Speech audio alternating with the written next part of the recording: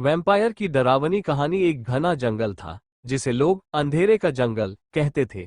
कहा जाता था कि उस जंगल में रात के समय कोई जाता तो वापस नहीं लौटता। गांव के बुजुर्गों का कहना था कि वहां एक खतरनाक वैम्पायर रहता है जो इंसानों का खून पीकर जिंदा रहता है।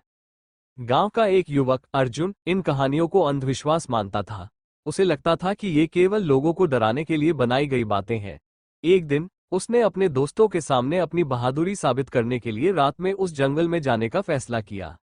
अर्जुन के हाथ में सिर्फ एक मशाल थी और वह साहसिक अंदाज में जंगल की ओर बढ़ा। जैसे जैसे वह जंगल के अंदर गया, चारों ओर सन्नाटा बढ़ता गया। पेड़ों की शाखाएं आपस में टकरा रही थीं, जिससे अजीबोगरीब आवाजें आ रही थीं।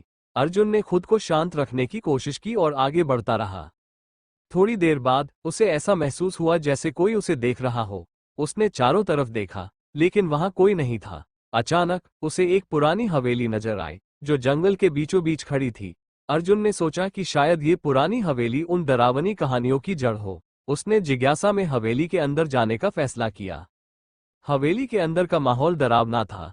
दीवारों पर खून के धब्बे थे और चारों ओर सड़ी गली गंध फैली हुई थी। अर्जुन ने धीरे धीरे कदम बढ़ाए। तभी उसे पीछे से किसी के चलने की आवाज सुनाई दी। उसने पलटकर देखा तो एक लंबा काला साया उसकी तरफ बढ़ रहा था। उसकी आंखें लाल अंगारों की तरह चमक रही थीं और दांत वैम्पायर की तरह नुकीले थे। अर्जुन के पसीने छूटने लगे। उसने भागने की कोशिश की, लेकिन उसके पैर जैसे जमीन से चिपक गए। वो वैम्पायर उसके करीब आ गया और बोला, तुम्हें यहां नहीं आना चाहिए था। अब तुम मेरी भूख मिटाओगे। अर्जुन चिल्लाया, लेकिन उसकी आवाज हवेली की दीवारों में गुम हो गई। अचानक अर्जुन की जेब में रखी हनुमान जी की मूर्ति गिर पड़ी।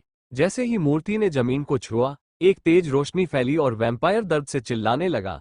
वह धीरे धीरे हवा में विलीन हो गया। अर्जुन ने मौका पाकर वहां से भागने की कोशिश की। वो किसी तरह जंगल से बाहर निकला और सीधे गांव पहुंचा। अगले दिन अर्जुन ने गांव वालों को सारी बात बताई। तब से गांव वाले उस जंगल के पास भी नहीं गए। अर्जुन को एहसास हुआ कि कभी कभी डरावनी कहानियों के पीछे सच भी छिपा हो सकता है। सीख: अज्ञात स्थानों और रहस्यमयी कहानियों को हल्के में नहीं लेना चाहिए।